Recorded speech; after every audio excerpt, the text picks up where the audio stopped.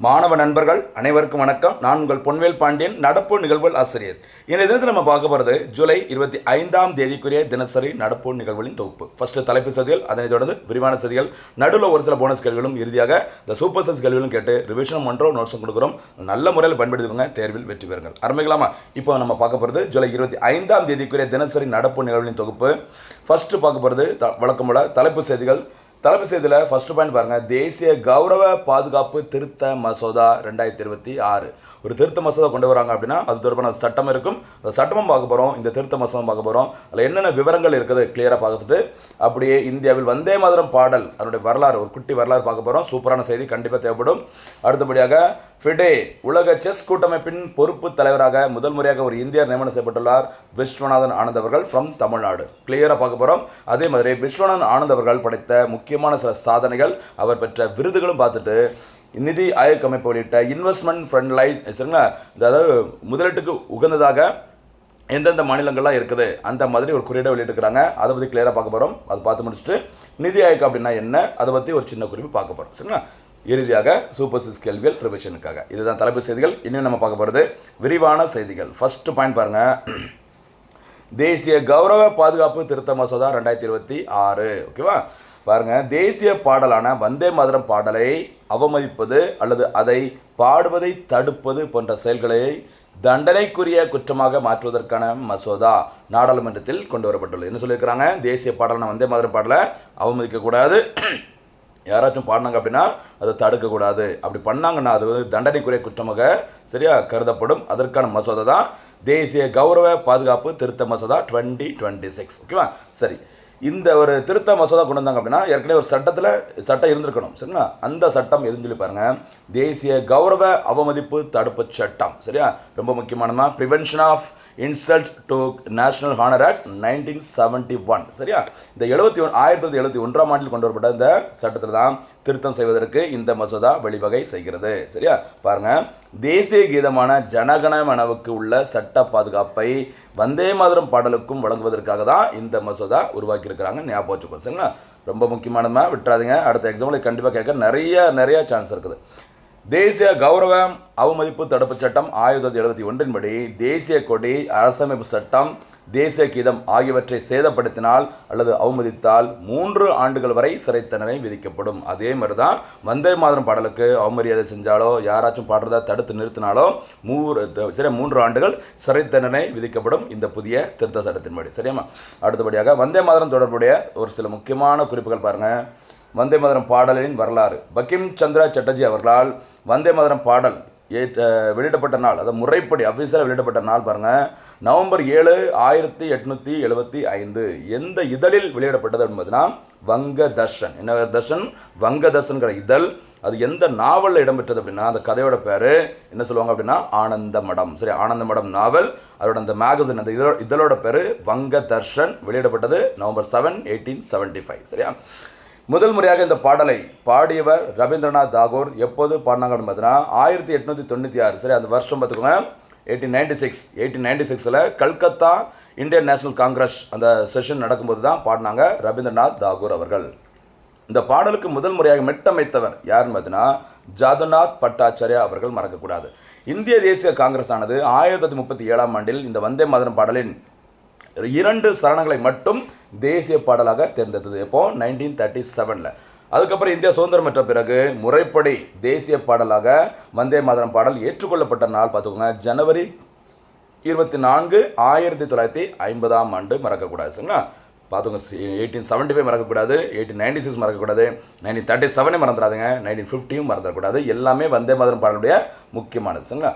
அடுத்த செய்தி பாருங்க. அப்படியே தொடர்ந்து மே 2026 வந்தே மாதரம் பாடலின் 150வது ஆண்டு விழாவை கொண்டாடும் விதமாக அதன் அசல் வடிவத்தை மீட்டெடுத்து 6 சரணங்கள் கொண்ட முழு பாடலையும் பாடுவதற்கு மத்திய அரசு ஒப்புதல் வழங்கியது. 2 சரணங்கள் தான் பாடினா போதும் சொல்லியிருந்தாங்க. ஐஎன்சியில் 1937, ஓகேவா. ஆனால் சரிங்களா, இப்போ இருக்கிற மத்திய அரசு என்ன சொல்லியிருக்காங்க அப்படின்னு பார்த்தீங்கன்னா, மே 2026 6 சரணங்களையும் நீங்கள் பாட வேண்டும். சரியா, அந்த 6 சரணங்களையும் பார்த்தீங்கன்னா 3 நிமிடம் 10 வினாடிகளுக்குள் பாடி முடிக்கப்பட வேண்டும். சரியா, மொத்தத்தில் 190 வினாடிகளுக்குள்ள பாடி முடிக்கணும்னு சொல்லியிருக்கிறாங்க. சரியா, ஜனகணமன பாடல் எத்தனை வினாடிகளுக்குள் பாடி முடிக்கப்பட வேண்டும்? இதுதான் போனஸ் கேள்வி. கரெக்டாக சொல்ல பார்க்கலாம். ஜனகணமன எத்தனை செகண்டுக்குள்ளே பாடி முடிக்க வேண்டும்? சரிங்களா, ஓகே. அதே மாதிரி ஜனகண பாடல் தேசிய கீதத்திற்கு முன்பாக இந்த பாடல் ஒழிக்கப்பட வேண்டும் சொல்லியிருக்கிறாங்க. ரீசெண்டாக பார்த்தீங்கன்னா மத்திய அரசு ஒரு மாநில அரசில் ஒரு நிகழ்ச்சி எதுவும் நடக்கும்போது அதில் ஃபஸ்ட்டு பாடப்பட வேண்டிய நிகழ்ச்சி எதுன்னு பார்த்தீங்கன்னா மாநிலத்தின் அந்த பாடல். சரி, ஸ்டேட்டுக்கான அந்த சாங் வந்து நீங்கள் பாடிக்கோங்க. அதுக்கு அடுத்து வந்தே மாதரத்துக்கு அடுத்து தான் எது பாடணும்? ஜனகணமன பாடணும் அப்படின்னு சொல்லியிருக்கிறாங்க. சரியா, ரொம்ப முக்கியமான குறிப்புகள் விட்டுறாதீங்க. அடுத்து பாருங்கள், ஃபிடே அமைப்பின் பொறுப்பு தலைவரானார் விஸ்வநாதன் ஆனந்த். ஓகேவா, பாருங்கள். ஃபிடே என்பது சர்வதேச செஸ் கூட்டமைப்புன்னு சொல்லுவாங்க. இதனுடைய இடைக்கால தலைவராக, அதாவது பொறுப்பு தலைவராக முதல் முறையாக ஒரு இந்தியர் பொறுப்பேற்றிருக்கிறாங்க. அவங்க பேர் தான் என்னமா? தி ஒன் அண்ட் ஒன்லி, சரியா, கிராண்ட் மாஸ்டர் விஸ்வநாதன் ஆனந்த். 5 முறை உலக சாம்பியன் பட்டத்தை வென்றவர். ஞாபகம், 5 டைம் வேர்ல்டு சாம்பியன். ஓகேவா, விஸ்வநாதன் ஆனந்த் அவர்கள் தான் ஃபிடே அமைப்பின் பொறுப்பு தலைவராக பொறுப்பேற்றிருக்கிறாங்க ஜூலை 24, 2026 அன்று. இதுக்கு முன்னாடி இந்த பொறுப்பில் இருந்தவர் யார் பார்த்தீங்கன்னா ரஷ்யா நாட்டை சேர்ந்த ஆர்காடி டிவோர்கோவிச். சரியா, ஆர்காடு டிவோர்கோவிச் அப்படின்னு நினச்சிக்கோங்க. ஓகேவா, ஈஸியாக ஞாபகம் வச்சுக்கலாம். அடுத்து இந்த அமைப்பிற்கு தலைமை தாங்கும் முதல் இந்தியர் என்ற சாதனை படைத்திருக்கிறாங்க விஸ்வநாதன் ஆனந்த் அவர்கள். சரியா, 2022 ஆண்டு ஃபிடே அமைப்பின் ஓகேவா துணைத் தலைவராக பொறுப்பில் இருக்கிறாங்க. இதன் மூலம் ஃபிடே அமைப்பின் முதல் துணைத் தலைவர், முதல் பொறுப்பு தலைவர், எல்லா சாதனை யாரை தான் பறிச்சிருக்கிறாங்க? விஸ்வநாதன் ஆனந்த் அவர்கள். மறந்துடாதீங்க. சரிங்களா, ஓகே. விஸ்வநாதன் ஆனந்த் அவர்கள் படைத்த முக்கியமான சாதனை 1988 ஆண்டில் 1988 மறக்கக்கூடாது, இந்திய முதல் கிராண்ட் மாஸ்டர் என்ற பெருமை பெற்றவர். ஞாபகம் வச்சுக்கோங்க. இந்தியாவில் வந்து இன்னைக்கு சரியா கிட்டத்தட்ட 100 பேர் கிட்டத்தட்ட வந்தாச்சு, கிட்டத்தட்ட நெருங்கியாச்சு. 100 கிராண்ட் மாஸ்டர் இருக்கிறாங்க. அதில் ஃபஸ்ட்டு பிள்ளையா சொல்லி போட்டு முதல் கிராண்ட் மாஸ்டர் வந்தது யார்? விஸ்வநாதன் ஆனந்த் அவர்கள் ஃப்ரம் தமிழ்நாடு 1988. ஓகேவா, ஞாபகம் வச்சுக்கோங்க, மறக்கக்கூடாது. அதே மாதிரி அதிக எண்ணிக்கையில் கிராண்ட் மாஸ்டர்களை கொண்ட மாநிலம் தமிழ்நாடு, இந்தியாவிலே. ஞாபகம் வச்சுக்கோங்க. சரி, இப்படி நிறைய சாதனை படைத்த விஸ்வநாதன் ஆனந்த் அவர்களுக்கு மத்திய அரசு சரியா பத்ம விபூஷன் விருதை வழங்கி கௌரவித்த வருஷம் 2007, பத்ம பூஷன் விருதை வழங்கி கௌரவித்த வருஷம் 2000, பத்மஸ்ரீ 1987. சரியா, இதில் முக்கியமான இன்னொரு விருது பாருங்கள், ராஜீவ் காந்தி கேல் ரத்னா விருது. ஓகேவா, இந்தியாவில் விளையாட்டுத்துறைக்கு வழங்கப்படும் உயரிய விருது. அதோட பேர் ராஜீவ்காந்தி கேல் ரத்னா விருது. இந்த விருது 2021 ஆண்டில் தயான்சந்த் கேல் ரத்னா விருதாக பெயர் மாற்றம் செய்யப்பட்டுள்ளது. இந்த ராஜீவ்காந்தி கேல் ரத்னா விருதினை 1991, 92 ஆண்டு அந்த காலகட்டத்திற்காக 1992 இந்த விருதை பெற்றவர் விஸ்வநாதன் ஆனந்த் அவர்கள். இதில் ஒரு பெருமை என்னன்னா, இந்த விருது முதல் முறையாக அப்போ தான் வழங்கப்பட்டது. முதல் விருதை வாங்கினவரும் விஸ்வநாதன் ஆனந்த் அவர்கள். அப்போ இந்தியாவில் விளையாட்டுத்துறை அப்படின்னாலே டாப்பில் இருக்க முக்கியமான நபர் விஸ்வநாதன் ஆனந்த் அவர்கள். மறக்காதீங்க. சரிங்களா, சூப்பர். அடுத்தபடியாக நம்ம பார்க்க போகிறது முதலீட்டாளர்களுக்கு உகந்த மாநிலங்கள் குறியீடு. சரியா, இன்வெஸ்ட் பண்ணுறதுக்கு எந்தெந்த ஸ்டேட்ஸில் சூப்பரான சில வாய்ப்புகள் இருக்குது, அரசாங்கத்தின் சப்போர்ட் இருக்குது, தொல்லை இல்லை, பிரச்சனை இல்லை அப்படின்னு சொல்லிட்டு ஒரு சூப்பரான இண்டெக்ஸை வெளியிட்டுக்கிறாங்க நிதி ஆயோக் அமைப்பு. சரியா, நிதி ஆயோக் அமைப்பு.